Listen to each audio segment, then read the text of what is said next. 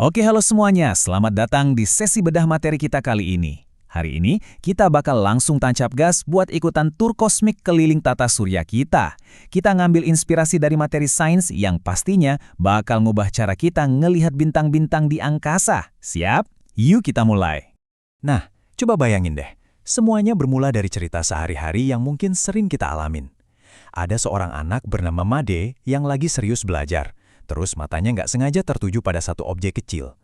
Cuma sebuah mainan bulat berbentuk planet yang tergeletak gitu aja di meja temennya, si Lulu. Tapi mainan pemberian ayah Lulu itu bukan cuma pajangan biasa loh.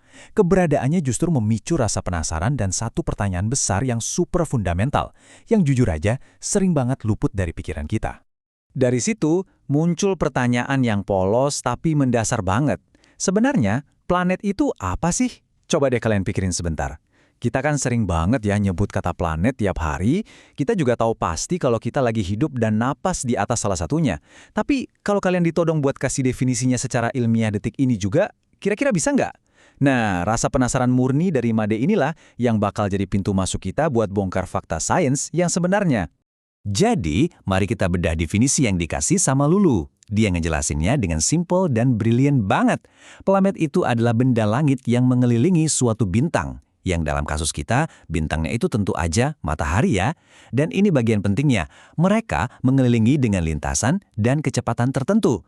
Jadi planet itu bukan cuma batu raksasa yang melayang-layang acak nggak jelas arahnya di luar angkasa, melainkan entitas kosmik yang punya jalur orbitnya sendiri, yang sangat teratur dan presisi. Oke, ini dia peta jalan tur kosmik kita hari ini. Kita bakal ngelewatin Merkurius, Venus, Bumi, Mars, Jupiter, Saturnus, Uranus, sampai Neptunus. Kedelapan planet ini bukan sekedar bola mati di ruang angkasa loh. Mereka itu punya kepribadian dan ciri khasnya masing-masing yang benar-benar memukau. Pasang sabuk pengaman kalian, karena kita bakal langsung melesat ke perhentian pertama. Di perhentian awal ini, kita langsung disuguhin perbandingan yang ekstrim banget. Di satu sisi ada Merkurius. Ini planet yang paling kecil di tata surya kita. Warnanya abu-abu dan posisinya nempel banget sama matahari. Benar-benar mungil dan kepanggang. Tapi, tepat di sebelahnya ada Venus. Meskipun jaraknya nggak sedekat Merkurius ke matahari, Venus ini justru jadi planet paling panas setata surya loh. Gila kan? Saking terangnya pantulan cahaya Venus, dia sering kelihatan gemerlap dari bumi pas pagi hari. Makanya dapat julukan puitis, bintang fajar. Dua dunia yang sebelahan, tapi sifatnya bertolak belakang banget. 1. Angka 1 ini nunjukin perhentian ketiga kita, Bumi.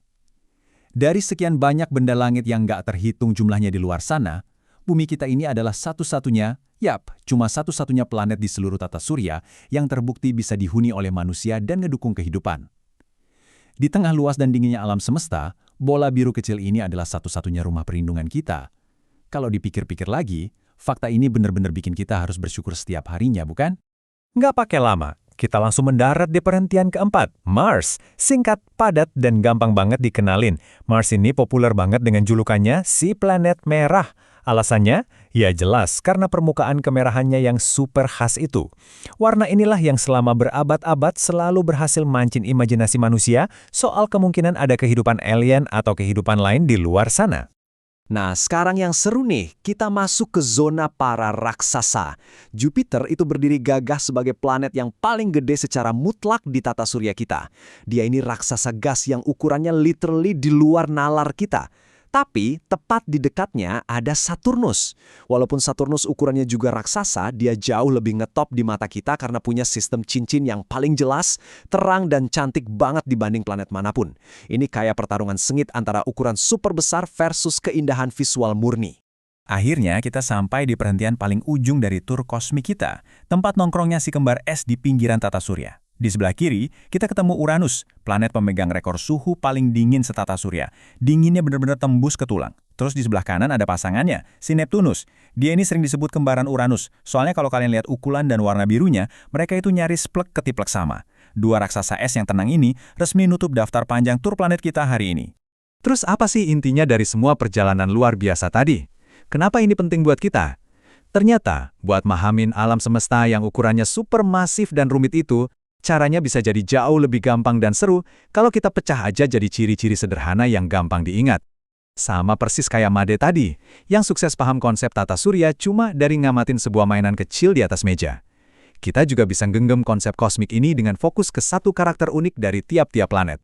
Nah, setelah tur yang singkat tapi padat ilmu ini, sekarang gilirannya saya balikin pertanyaannya ke kalian.